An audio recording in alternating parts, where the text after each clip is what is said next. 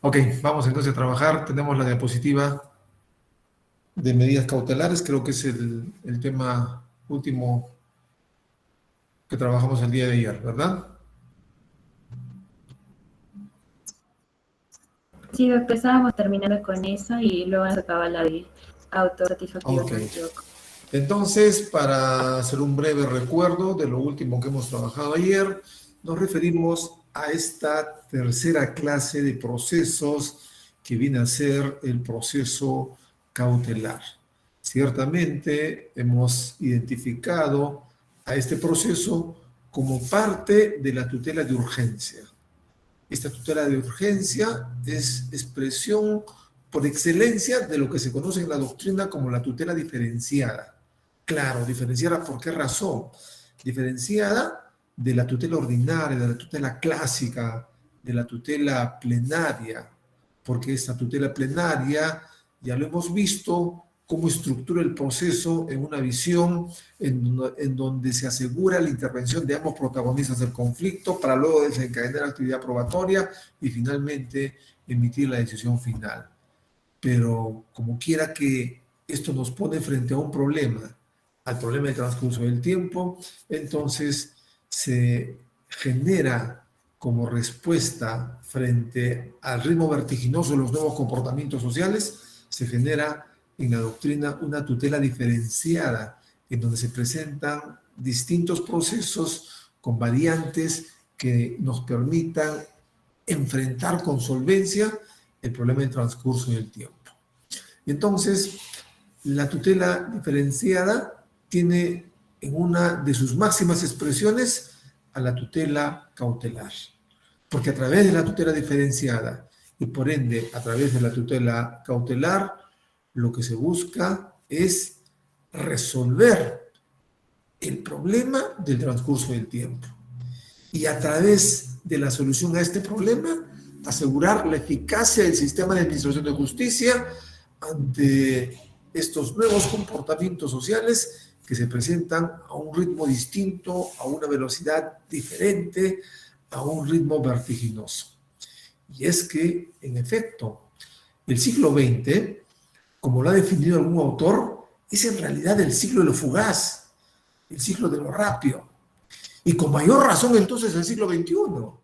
Y es que la vorágine de la globalización ha generado que la actividad humana en sus distintas o diversas manifestaciones exija respuestas inmediatas. Es como que nada que sea importante hoy día pueda admitir una pausa para el mañana. Y por eso bien se sostiene que tal parece que las cosas tienen que vivirse ya y que no admiten una espera, no admiten una pausa. Las cosas tienen que concretarse de inmediato. Así lo exige la velocidad en que se desarrollan los nuevos comportamientos sociales. Y por eso entonces se ha generado esta tutela cautelar con esta doble función, como ya lo hemos dicho. Por un lado, una función asegurativa y por otro lado, una función anticipatoria.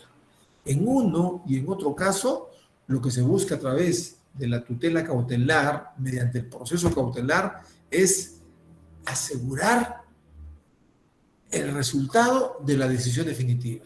Es decir, proteger la sentencia que va a poner fin al conflicto de intereses.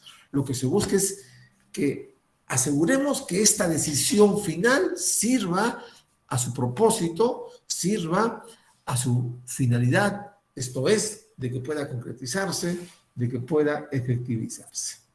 Y entonces, por eso en esta necesidad de garantizar, de asegurar la decisión definitiva, encontramos una doble función, como ya dijimos ayer, una función asegurativa propiamente dicha, el típico ejemplo del embargo, ¿verdad?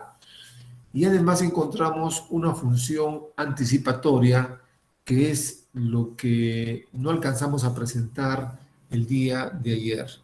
Una función anticipatoria en tanto a través del proceso cautelar vamos a generar que se anticipe los efectos de la decisión definitiva.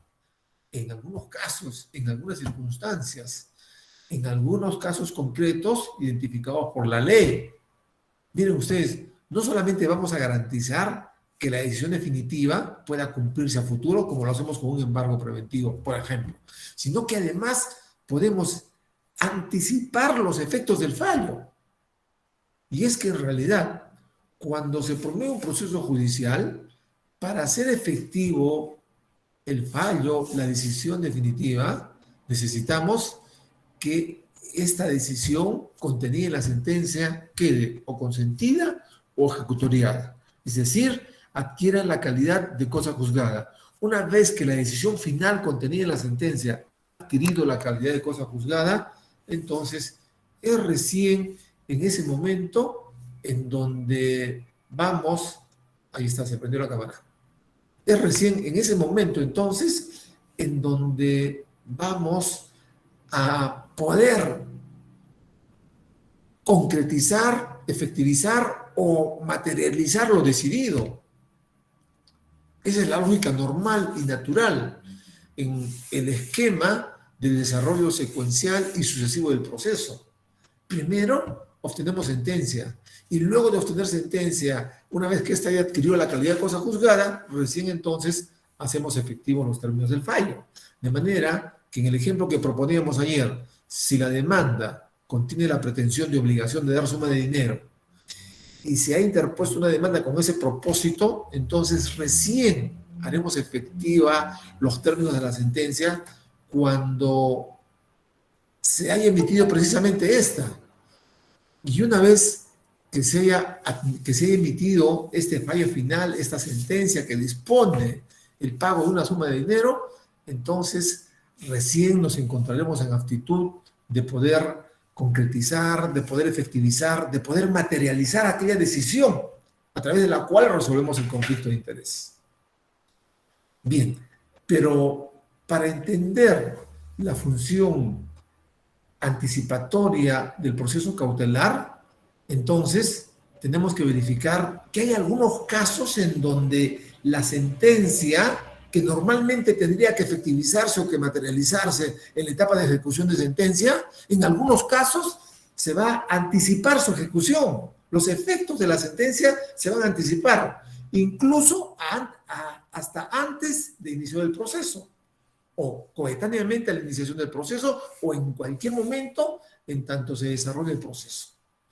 Un ejemplo que nos permite graficar esta función anticipatoria del proceso cautelar, de la tutela cautelar, es precisamente el referido a la asignación anticipada de alimentos. Cuando se interpone una demanda de alimentos, se hace con el propósito de que mediante sentencia judicial, en un proceso plenario, en un proceso cognitivo, se establezca la prestación alimentaria en favor del alimentista, ¿verdad? Y bien, para que esta decisión en donde se establece la prestación alimentaria sea efectiva, primero tiene que expedirse la sentencia, lógicamente. Enseguida la sentencia tiene que quedar consentida o ejecutoriada. Y una vez que alcance la condición de cosa juzgada, recién se harán efectivos los términos de la sentencia. Sin embargo, por efecto de la tutela cautelar, podríamos solicitar, antes de llegar a este momento culminante, antes de que se expida la sentencia, antes de que se resuelva el conflicto de intereses, podríamos solicitar que se asigne de manera anticipada una prestación alimentaria. Es en este caso, por ejemplo, en donde advertimos y verificamos cómo el proceso cautelar cumple esa función anticipatoria. Y cumple esa función anticipatoria, ¿por qué? Porque existen especiales consideraciones que ameritan, anticipar los efectos del fallo. Porque en el caso concreto, ¿qué estamos ventilando? Estamos ventilando el establecimiento de una prestación alimentaria. Claro está. ¿Y cuál es el propósito de la prestación alimentaria? La prestación alimentaria tiene como propósito, tiene como objetivo la de satisfacer las necesidades de subsistencia del alimentista. De tal manera que el alimentista, que aquel que padece por una situación, por un estado de necesidad, necesita cubrir estas necesidades que van asegurar o garantizar su vida misma. Y si esperamos a la culminación, a la terminación del proceso, que en un sistema como el nuestro, en donde las respuestas son a largo plazo, es probable que tengan que esperar un año, tal vez más. Y mientras tanto, entonces, ¿cómo atendemos las necesidades de subsistencia? Estaríamos, si vamos a exigir en este caso que se termine el proceso, que se expida la sentencia, que adquiera la calidad de cosa juzgada, estaríamos probablemente condenando al alimentista a una situación de perecimiento, porque ¿cómo cubre sus necesidades durante el lapso de tiempo que represente el transcurso del proceso? Entonces, hay algunas situaciones, hay algunos asuntos en donde se impone la necesidad de asegurar, de anticipar los efectos del fallo. Entonces, he aquí las dos dimensiones de la tutela cautelar a través de este proceso que forma parte de la tutela diferencial. Mediante el proceso cautelar, lo que hacemos es asegurar o anticipar el fallo, o lo uno o lo otro. Y lo hacemos siempre en protección de la decisión definitiva que va a recaer en un proceso en donde se ventila la pretensión principal. El proceso cautelar, ya lo hemos dicho el día de ayer, es de carácter incidental, es de naturaleza instrumental, porque por sí mismo no tiene existencia, sino que existe en la medida que busca proteger la decisión definitiva que se va a emitir en el proceso principal, en donde se ventila la cuestión sustancial, la cuestión de fondo, ¿no? Por eso el proceso cautelar es siempre instrumental, es siempre incidental, siempre se va a generar como derivado de un proceso principal cuya pretensión principal se busca o asegurar o anticipar. Entonces, ahí tenemos la tercera clase de proceso, cuyo proceso cautelar es uno de los principales instrumentos o una de las principales herramientas para poder resolver o enfrentar con alguna solvencia el problema del transcurso del tiempo. Porque ya dijimos el día de ayer, el proceso plenario que representa seguridad y certeza supone definitivamente el transcurso de tiempo para alcanzar esa certeza, esa seguridad jurídica, porque este proceso plenario, ya lo hemos dicho, exige que se plantee la tesis y la antítesis por parte de quienes intervienen como protagonistas en su condición de exigente y exigido. Pero además de ello necesitamos implementar actividad probatoria. Y todo ello supone transcurso del tiempo. De manera que para alcanzar la decisión final, para alcanzar la solución del conflicto de intereses a través de la sentencia en donde se declara el derecho que corresponde a las partes, entonces vamos a transitar por varias etapas, vamos a transitar por varias actividad procesal y en términos de tiempo vamos a transitar seguramente en un sistema como el nuestro por 4, 5 o 6 años dependiendo de la vía procedimental. Entonces la respuesta a través del proceso ordinario, del proceso clásico, este proceso cognitivo, es normalmente a largo plazo. Y si la respuesta es a largo plazo, entonces quiere decir que tendremos que esperar varios años. Y en estos varios años, ya dijimos el día de ayer, puede ocurrir cualquier cosa. Y que podría afectar o conspirar severamente al resultado de la decisión definitiva. Y entonces necesitamos proteger aquella decisión final o necesitamos anticipar aquella decisión final en algunos casos y en algunas circunstancias. Y esto lo vamos a lograr a través del proceso cautelar, que dicho sea de paso, es, digámoslo así, la vedette de la tutela diferencial. Es la estrella máxima, es el protagonista máximo de la tutela diferenciada en nuestro ordenamiento jurídico. Bien, entonces hasta aquí tenemos evaluados 3 clases de procesos: proceso de cognición, proceso de ejecución, proceso cautelar, y accedemos enseguida al examen y análisis del proceso autosatisfactivo. Este proceso autosatisfactivo es una respuesta de última generación, es una respuesta de avanzada que un sector de la doctrina, particularmente la doctrina argentina, ha esbozado para enfrentar en mejor forma el problema del transcurso del tiempo, el problema de la respuesta inmediata cuando nos encontramos frente a situaciones de urgencia. Y entonces se ha diseñado un proceso que de alguna manera resulta típico y hasta inentendible a finitio. A priori, no podríamos hasta concebir un proceso de esta naturaleza en donde se inicia con el requerimiento de tutela de parte del demandante y concluye con la respuesta del órgano jurisdiccional, concediendo o denegando, con lo cual termina definitivamente el proceso. Parece una figura extraña, ¿verdad? ¿Cómo concebir un proceso en solo 2 actos procesales? Hacemos el requerimiento de tutela, proponemos la demanda y obtenemos la respuesta, con lo cual se termina el proceso. ¿Esto es posible? ¿Será esto pertinente? ¿Será esto razonable? El diseño de un proceso en tan solo 2 momentos, en tan solo 2 actos procesales. Claro, de inicio esto parece una locura, pero no, porque esta respuesta que ha brindado la doctrina para resolver situaciones de urgencia, de extrema urgencia, y sobre todo cuando están de por medio la defensa de derechos fundamentales, tiene toda su razón en aquellas situaciones en donde se advierte claramente, sin margen de duda alguna, ante una intensa o fuerte probabilidad de que se puede afectar un derecho fundamental si es que no generamos una respuesta inmediata.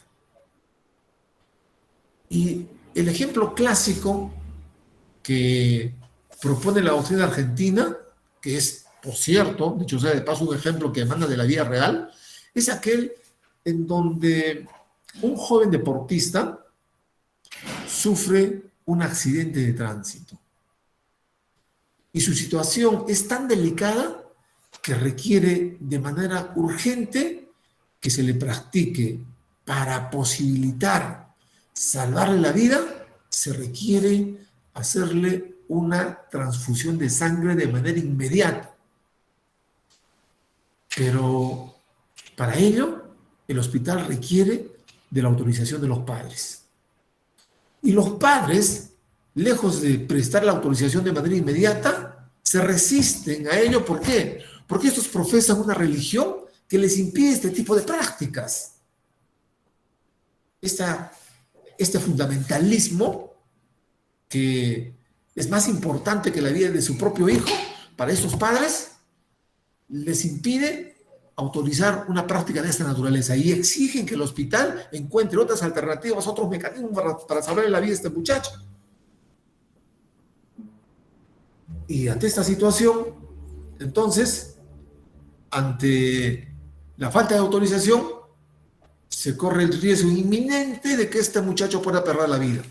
Entonces alguien, un familiar, un amigo, ¿no?, propone ante el órgano jurisdiccional una demanda para que sea el Poder Judicial el que autorice la transfusión de sangre, porque está de por medio un derecho fundamental, está de por medio el derecho a la vida, que es la razón y esencia de la existencia del derecho. Y entonces el órgano jurisdiccional emite una respuesta de manera inmediata y autoriza entonces, mediante resolución definitiva, que se realice la transfusión de sangre para salvarle la vida a esta persona. Entonces, el proceso, en buena cuenta, ha concluido. Un segundito, chicos. Aló. Ya estamos en clase. Ok. Bien. Entonces, he aquí la dimensión del proceso autosatisfactivo. Requerimiento de tutela. Se propone la demanda en defensa de la vida, un derecho fundamental, ¿no? Y se busca una respuesta inmediata. Y la respuesta inmediata está contenida precisamente en la sentencia. De manera inmediata, el órgano jurisdiccional evalúa el asunto, concede tutela y entonces autoriza, mediante sentencia, que se practique en el caso concreto la transfusión de sangre. Necesitamos transitar por alguna actividad procesal posterior, adicional, complementaria, en este caso concreto que acabamos de plantear. Y entonces creo que la respuesta es evidente. No necesitamos nada más. ¿Qué haríamos? ¿Acreditar? La acreditación está a partir de la demanda. ¿Qué necesitamos? Entonces, claro, en la doctrina se ha establecido la necesidad de garantizar el ejercicio del derecho de defensa, que es además un principio y valor constitucional, ¿no? Entonces, se ha diseñado y adaptado el ejercicio del derecho de defensa, pero recién con posterioridad. Es decir, se resuelve y recién se notifica para que se pueda eventualmente interponer un recurso impugnatorio sin que el recurso impugnatorio pueda supeditar la ejecución o el cumplimiento de la decisión. Roger nos está levantando la mano. Adelante, Roger. Doctor, buenas noches. ¿Cómo están a todos? Buenas noches a todos también. Doctor, justamente estaba mirando hace una semana una película en la cual se daba también estos procesos de autosatisfactivo. En el caso, por ejemplo, de transfusión de sangre, por ejemplo, a una persona que tenía, pues, cáncer en la sangre, ¿no? O leucemia, ¿no? Pero en estos casos, ese era el hospital el que pedía. O sea, también es el hospital, en este caso, que puede solicitar este requerimiento de tutela, digamos, para el menor, en este caso. Porque era menor de edad, ¿no? En este caso. Ok. Yo creo que en defensa de un derecho fundamental, la legitimidad para obrar la puede invocar cualquier persona. No creo que tengamos que establecer una diferencia para habilitar a formular este pedido únicamente a los padres o únicamente a un familiar, ¿no? Yo creo que la tiene cualquier persona. Y entonces por eso bien podría hacerlo el hospital, o bien podría hacerlo la enamorada, el amigo, la amiga, ¿no? ¿Por qué? Porque estamos en defensa o está de por medio un derecho fundamental. Entonces, este proceso autosatisfactivo es una respuesta, ya lo decía, de vanguardia, de última generación. Es una de las manifestaciones más recientes e inmediatas en la doctrina procesal, en esa necesidad de encontrar nuevas alternativas, nuevas respuestas de parte del ordenamiento jurídico, porque, ya lo hemos dicho, el ordenamiento jurídico, particularmente la ciencia del proceso, ante el ritmo vertiginoso de los nuevos comportamientos sociales, tiene que estar permanentemente en la búsqueda de nuevas herramientas, de nuevos instrumentos, de nuevos mecanismos. O es que simplemente se cambia o se adapta a las nuevas exigencias de la realidad, o es que el proceso está condenado inexorablemente a su perecimiento. Así de simple. O nos adaptamos al ritmo vertiginoso de estos nuevos comportamientos sociales, a esta vorágine de la globalización, o simplemente el derecho procesal va a sucumbir y va a perecer, y entonces ustedes verán aliviado su proceso de formación profesional, porque desaparecería el curso de Derecho Procesal Civil y ustedes entonces ya no tendrían ninguna dificultad para alcanzar más adelante la terminación de su carrera. En el entendido, como ya les dije, el primer día de clases, que tenemos que superar una alta valla para poder alcanzar un resultado exitoso que signifique la aprobación del curso en esta materia. Bien, entonces, el proceso autosatisfactivo es precisamente eso, una respuesta de última generación. Tan es así que no ha sido regulada en nuestro ordenamiento jurídico. No aparece regulado en nuestro Código Procesal Civil el proceso autosatisfactivo A pesar que el día de ayer yo les explicaba y destacaba que en la tutela cautelar, en la teoría cautelar, nuestro código es uno de los ordenamientos jurídicos de avanzada especial a nivel de Latinoamérica, porque ha trabajado muy bien la teoría cautelar, ha diseñado distintos mecanismos y variantes, ¿no? Y por si fuese poco, ha establecido un poder general de cautela. Cualquier cosa puede implementarse como medida cautelar para garantizar o para anticipar el resultado de la decisión definitiva.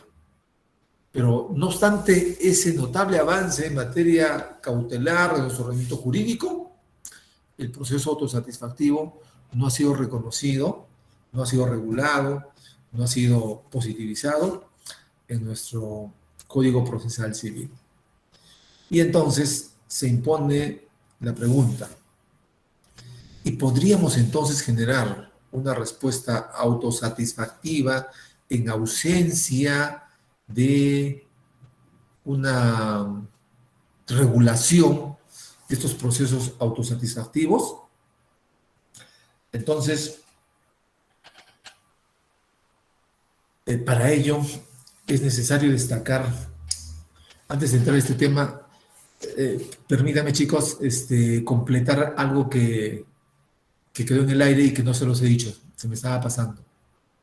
Este proceso autosatisfactivo, en realidad, ha sido cuestionado por un sector de la doctrina porque se indica, no tiene sentido el proceso autosatisfactivo. ¿Por qué? Porque al final de cuentas, lo que se pretende conseguir mediante el proceso autosatisfactivo se puede conseguir tranquilamente mediante una medida cautelar, ¿no? Y en efecto, puede hacer una acción de amparo, es un proceso constitucional en defensa de la vida, y en ese proceso constitucional puedo solicitar una medida cautelar para que a través de la medida cautelar se autorice la transfusión de sangre. La respuesta es correcta en el sentido de que también podríamos lograr tal solución al problema mediante la tutela cautelar. Pero ojo, hemos dicho que la tutela cautelar es de carácter instrumental y sirve siempre a los intereses de un proceso principal en donde aparece contenida la pretensión de fondo. Entonces, si esto es así, cuando proponemos una acción de amparo en defensa del derecho a la vida y una vez que hayamos obtenido la medida cautelar, el proceso de acción de amparo, que aún no está terminado, carece de sentido, carece de relevancia, carece de trascendencia. ¿Para qué continuar con el desarrollo de ese proceso si ya conseguimos lo que queríamos, finalmente salvarle la vida a este muchacho? ¿Tiene algún sentido, ya sea para las partes y ya sea para el propio órgano jurisdiccional, continuar con el desarrollo de este proceso? Implementar los actos procesales posteriores a los efectos de que se expida la sentencia, es decir, saturar la actividad procesal del órgano jurisdiccional, que dicho sea de paso está tan recargada, será pertinente, razonable que continuemos con el proceso si ya alcanzamos la solución al problema. Entonces la respuesta es evidentemente no.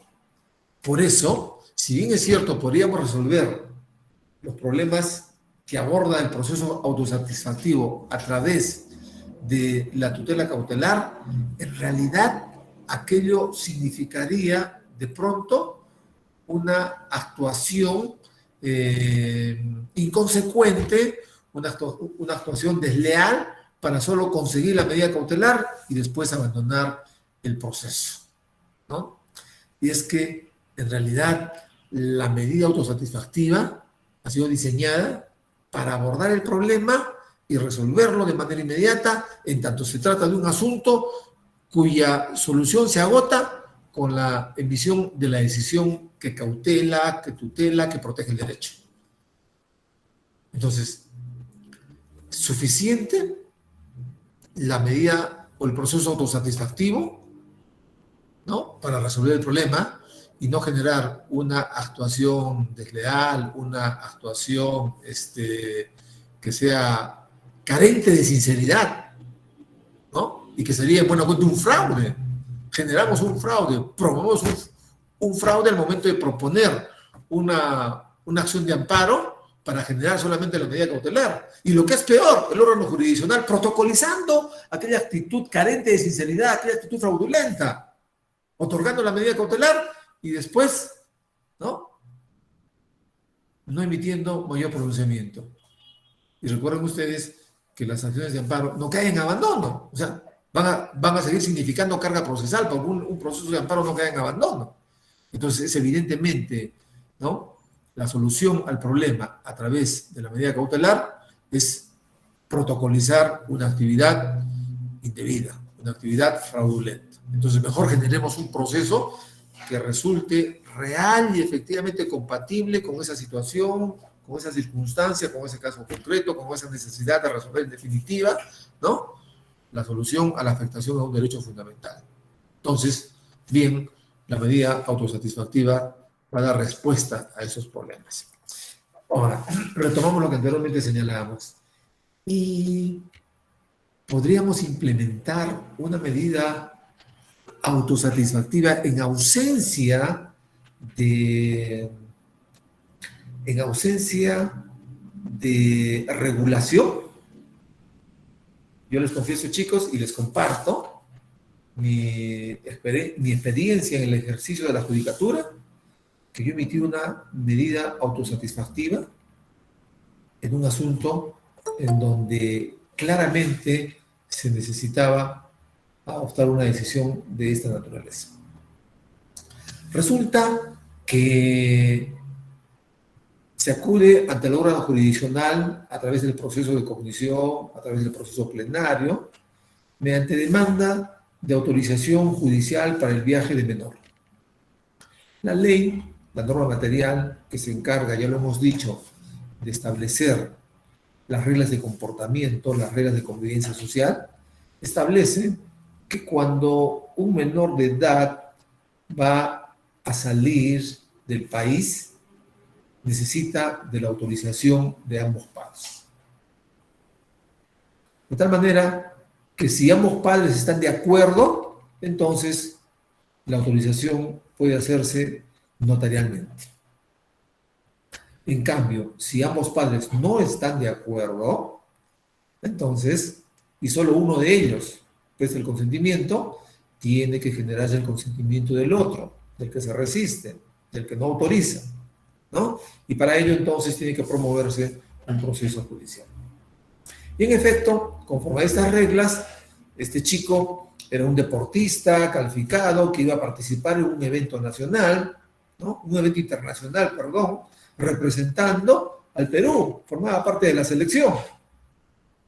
Y entonces, como quiera que su padre no había cumplido con sus obligaciones alimentarias y en algún momento ha tenido que interponerse una demanda de alimentos, ¿no?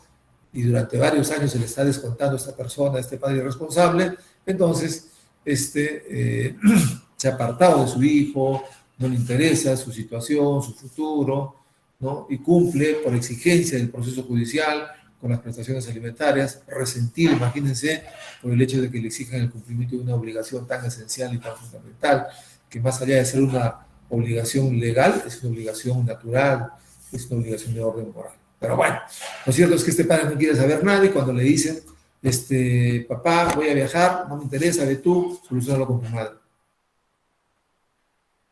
Y la madre no tenía otra opción, otra alternativa que interponer una demanda judicial para obtener la autorización judicial que permita que su hijo pueda viajar para representar al país en este evento deportivo de carácter internacional. Muy bien. Pero el evento deportivo iba a ser de acá exactamente 7, 8 días. Y sometida aquella pretensión al clásico proceso plenario, no íbamos a alcanzar en modo alguno. No alcanzábamos definitivamente a emitir la sentencia, porque para emitir la sentencia tendríamos que transitar por todas las etapas, por toda la actividad procesal que supone el proceso de cognición, el proceso plenario y el proceso cognitivo. Entonces, en tal situación, nosotros resolvimos implementar una medida autosatisfactiva. Adaptar la demanda interpuesta a un proceso autosatisfactivo y emitir de manera inmediata la decisión judicial en virtud del cual le concedemos a este muchacho el permiso para que pueda viajar al extranjero acompañando a la delegación nacional y representando al Perú en este evento internacional. ¿Qué derecho estaba de por medio? El derecho a la integridad personal, en tanto la Constitución protege la integridad física, psíquica y moral de la persona, en tanto la Constitución además establece la protección especial a los niños y adolescentes, ¿no? Y frustrarle el viaje y esta expectativa de un joven, ¿no?, para representar al país, iba definitivamente a afectar este derecho a la integridad, ¿no?, que es un derecho constitucional, que es un derecho fundamental, que es un derecho de primera generación, que es un derecho consustancial inherente a la naturaleza humana. Y que por tanto entonces, ante la evidencia clara y concreta que representaba el caso, entonces nosotros emitimos una medida autosatisfactiva, con lo cual se presentó la brillante oportunidad para trabajar lo que les decía en la formación del profesional del derecho. Necesitamos que trascendamos más allá de la ley que resulta ser fría, matemática e indiferente. Necesitamos en realidad hacer que a partir de la interpretación podamos completar, podamos integrar y podamos inclusive ir más allá de lo que el ordenamiento jurídico en atención a una idea clara y precisa, que el proceso no es más que un instrumento para la satisfacción de los derechos sustantivos. Y entonces no puede ser que por problemas o defectos del procedimiento podamos someter, ¿no?, el derecho sustantivo y podamos hacer que se pierda esta posibilidad por la formalidad de lo que significa el transcurso del tiempo y desarrollar toda la actividad procesal que supone el proceso cognitivo. Pues hay evidentemente una razón que impone o que impuso en el caso una necesidad. Y entonces trabajamos principios generales, trabajamos doctrina nacional, trabajamos la jurisprudencia del Tribunal Constitucional, en donde proclama que debe optimizarse la protección de los derechos constitucionales, a mérito del cual entonces pudimos justificar nuestra decisión judicial y bien pudimos generar que este chico pueda participar en esta competencia internacional, ¿no? El proceso autosatisfactivo. Entonces, ahí están las 4 clases de proceso que tienen vigencia plena, los 3 primeros en el ordenamiento jurídico, el 4º todavía en la doctrina, pero que representa un verdadero reto para aquellos que somos operadores del derecho, para ir proponiendo, para ir viabilizando su aplicación, cualquiera que sea nuestra actividad o función, ya sea como abogados patrocinadores o ya sea como representantes del órgano jurisdiccional en nuestra condición de magistrados o jueces, ¿no? El derecho exige siempre respuestas vivas para las circunstancias que resultan ser múltiples, variadas e infinitas. Y entonces ello nos obliga a integrar, a completar, ¿no?, el derecho cuando es rebasado por la realidad concreta, por la realidad cotidiana. Con mayor razón, en un mundo en donde la vorágine de la globalización determina, no solo un ritmo vertiginoso, sino que determina nuevas conductas, nuevos comportamientos, nuevas formas de interacción social. Entonces, un reto para ustedes, chicos, para que trabajen el proceso autosatisfactivo en las oportunidades que las circunstancias que conozcan se los requieran. ¿Ok? Bien. Entonces, hasta aquí nuestra primera clasificación. Decíamos, clasificamos el proceso primero por su origen. Y allí hemos identificado estas 4 clases de procesos. Proceso de cognición, proceso de ejecución, proceso cautelar y el proceso autosatisfactivo. La segunda clasificación encuentra su origen en la naturaleza del proceso. Esta clasificación de los procesos, por su naturaleza, se genera a partir de la identificación de la clase de hecho que va a determinar la necesidad del proceso. Y entonces, tal situación nos obliga a reconocer que el proceso civil gira en torno o a hechos dudosos o a hechos litigiosos. Estas son las 2 vías a través de la cual se va a desencadenar el proceso. Así como el dolo y la culpa son las vías que sustentan la reparación civil, la indemnización por daños y perjuicios, entonces, igual, el proceso encuentra su origen siempre o en un hecho dudoso o en un hecho litigioso. Esta es la premisa importante para comprender el verdadero diseño conceptual y estructural del proceso.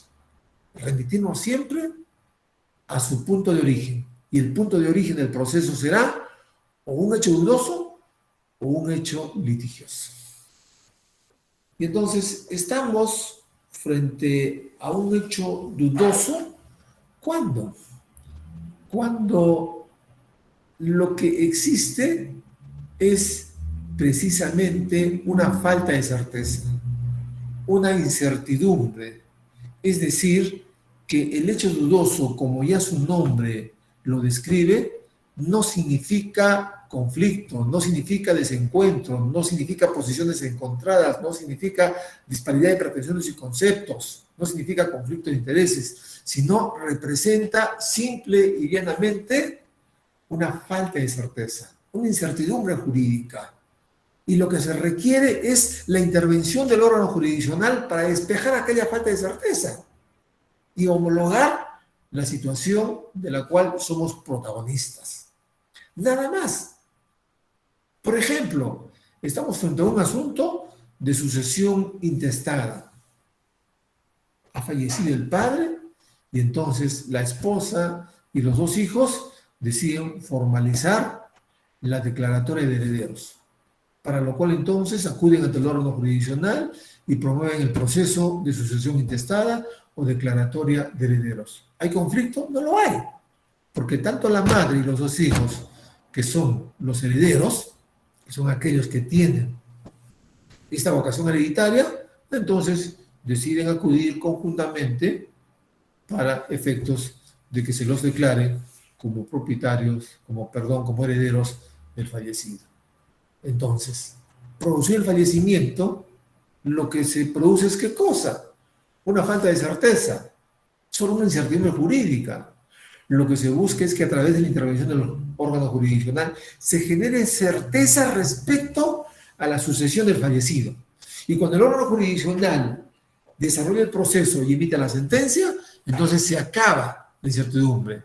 Culmina la falta de certeza porque el órgano jurisdiccional está estableciendo un pronunciamiento expreso e inequívoco que son herederos de este fallecido, la cónyuge superstite y el hijo 1 y el hijo 2, quienes tienen vocación hereditaria para ser reconocidos como herederos de primer orden, ¿no? Entonces, cuando estamos frente a situaciones que se generan, que se inician a partir de un hecho dudoso, obviamente vamos a desencadenar un proceso especial. Y será este proceso especial el proceso no contencioso. Un proceso no contencioso especialmente diseñado en atención a la naturaleza del hecho que genera la intervención del órgano jurisdiccional. Y es que esto es evidente. Si es que estamos frente a un asunto en donde no hay conflicto, entonces tenemos que generar un proceso especial para desterrar solamente la falta de certeza o la incertidumbre jurídica. No será el mismo tratamiento que le vamos a brindar frente a aquellas situaciones en donde estamos frente a un hecho conflictivo, frente a un hecho en donde hay contienda, posiciones disímiles, obviamente. ¿No es cierto? Muy bien. Entonces, la segunda clasificación en función a la naturaleza de los procesos es aquella que se refiere a los procesos contenciosos. Los procesos contenciosos son aquellos que se generan a partir de un hecho litigioso. ¿Y cuándo estamos frente a un hecho litigioso? Estamos frente a un hecho litigioso cuando hay disputa, cuando hay desencuentro, cuando hay conflicto, cuando hay posiciones encontradas, cuando hay posiciones antagónicas, cuando ambos protagonistas de esta relación de conflicto tienen el mismo interés por el bien jurídico tutelar, pero con posiciones encontradas distintas y diferentes, lo que genera evidentemente el litigio, la litis, el conflicto de intereses. Entonces, cuando la necesidad del proceso se origina en un hecho litigioso, entonces se va a generar evidentemente un proceso especialmente diseñado para atender aquellos asuntos en donde lo que vamos a necesitar es concluir, acabar o terminar con el conflicto, con las posiciones disímiles. Y este es precisamente el proceso contencioso. El proceso contencioso es aquel que ha sido diseñado para atender todas aquellas situaciones que se generan sobre la base de un hecho litigioso, de un hecho controversial, que supone desde luego entonces la plena vigencia del principio de dualidad, porque el proceso contencioso exige siempre la participación de dos oponentes, de dos protagonistas. Uno que exige y el otro que resiste. Uno que pretende y el otro que resulta ser el pretendido. Que ya en el proceso judicial no vienen a ser más que el demandante y el demandado. Un ejemplo de proceso contencioso lo encontramos en la pretensión, para seguir trabajando con un ejemplo que ya hemos invocado, en la pretensión de indemnización por responsabilidad extracontractual. Recuerdan ustedes que invocábamos un ejemplo en donde una persona había sido víctima de un atropello, de unas lesiones, y entonces solicitaba que en virtud de la norma material que establece como regla de convivencia que aquel que ocasiona un daño tiene la obligación de repararlo, entonces le exige a este agresor, al autor, al protagonista del evento dañoso, le exige que le repare el daño causado, siendo que el autor, que el protagonista del daño, se niega, se resiste a reparar el daño, en cuyo caso entonces no encontramos otra alternativa que acudir ante el órgano jurisdiccional para hacer efectivo aquel derecho sustantivo, aquel derecho sustancial, aquel derecho material, ¿no? Y entonces proponemos nuestra demanda de indemnización por responsabilidad extracontractual. ¿Se ha originado en un hecho litigioso? Claramente, porque el litigio, la litis, la controversia, el desencuentro se genera en el momento en que el protagonista y causante del daño se niega y se resiste a la reparación. Reparación que, dicho sea de paso, le impone como obligación el ordenamiento jurídico a través de una norma sustancial, de una norma material. En consecuencia, una vez que este obligado se niega, surge la controversia, surge el conflicto, ¿no? Y entonces, ante este hecho litigioso que va a determinar la necesidad del proceso, tenemos que implementar un proceso evidentemente diferente, distinto a aquellos que se inician frente a un asunto que solo representa una incertidumbre jurídica. Por eso surge el proceso contencioso. ¿Ok? Bien. Entonces, estas clasificaciones que hemos abordado, en virtud del cual examinamos el proceso a partir de estas dos dimensiones, que se clasifican en su primera dimensión, en proceso de cognición, en proceso de ejecución, en proceso cautelar y en proceso autosatisfactivo. Y en su segunda dimensión, que se clasifica en proceso contencioso y no contencioso, son sumamente importantes en la medida que nuestro código ha utilizado esta clasificación para estructurar los distintos procesos que aparecen diseminados en su texto normativo. Entonces, no perdamos de vista esta clasificación. La vamos a retomar enseguida, un poco más adelante, cuando identifiquemos la estructura de nuestro código. Y allí entonces advertiremos a partir de cada una de estas clasificaciones cuáles son los distintos procesos y las distintas pretensiones que van a ventilarse en una o en otra clasificación. ¿Ok? Muy bien. Pasemos entonces a nuestro siguiente acápite, a nuestro siguiente tema en este primer capítulo. Este tema está referido a las vías procedimentales. Es importante señalar que el proceso de cognición, por ser el proceso natural, por ser el proceso ordinario, ¿no?, y por ser aquel que a los efectos de alcanzar seguridad jurídica va a transitar por distintas etapas y por distinta actividad procesal, lo que determina transcurso del tiempo, ha merecido de parte de nuestro ordenamiento jurídico en particular, y también en general de parte de los ordenamientos jurídicos en el derecho comparado, ha merecido un tratamiento a nivel de distintas vías procedimentales. ¿Cómo es esto? Este proceso de cognición puede desenvolverse en distintas modalidades, en distintas dimensiones, si se quiere, ¿no? A eso se refiere las vías procedimentales.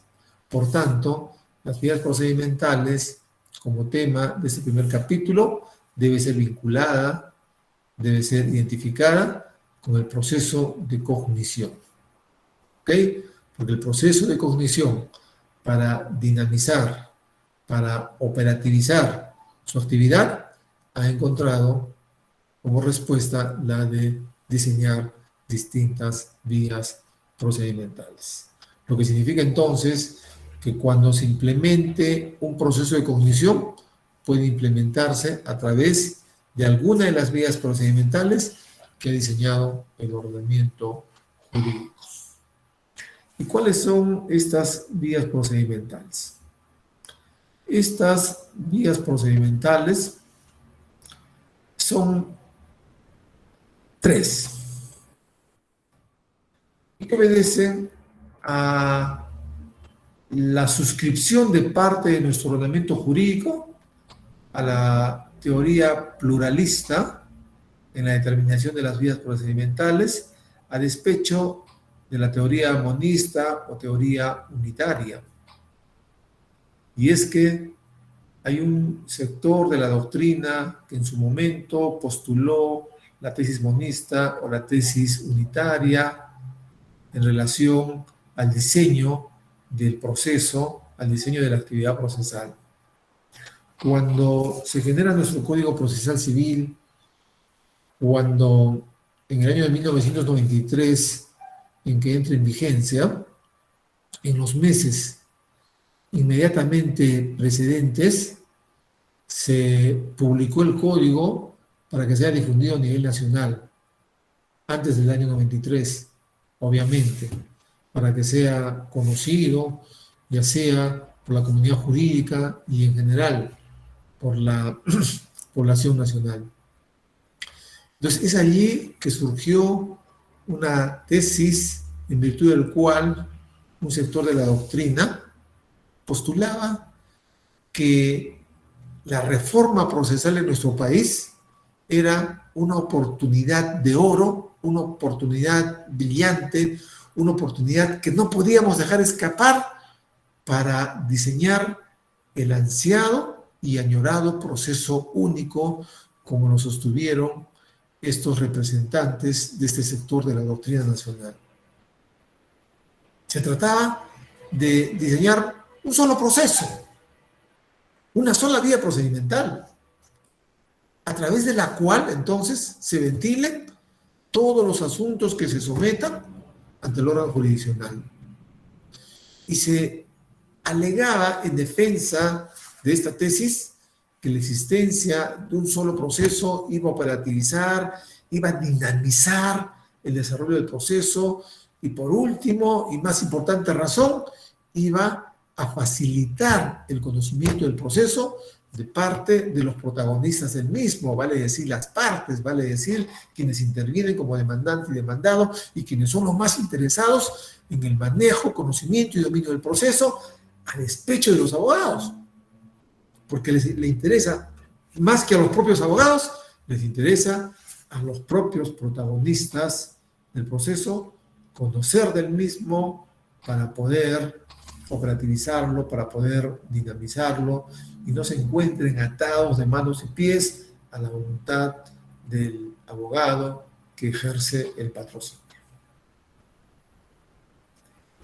Entonces, esta tesis del proceso único, esta tesis del proceso o esta tesis monista, en realidad nos obliga a hacer varias reflexiones para sentar posición. Nosotros, que somos hombres de derecho, que estudiamos derecho y nos preparamos en derecho en una facultad de derecho, tenemos que sentar siempre una posición clara y determinada frente a las distintas situaciones que el derecho nos plantea. He aquí una nueva situación que nos plantea el derecho. Y preguntamos, ¿será razonable? ¿Será pertinente? ¿Será viable? ¿Será adecuado? ¿Será sensato acoger la tesis monista para diseñar un solo proceso que se encargue de resolver las distintas situaciones que se presentan en la vida y relación del ser humano? Varias reflexiones para responder.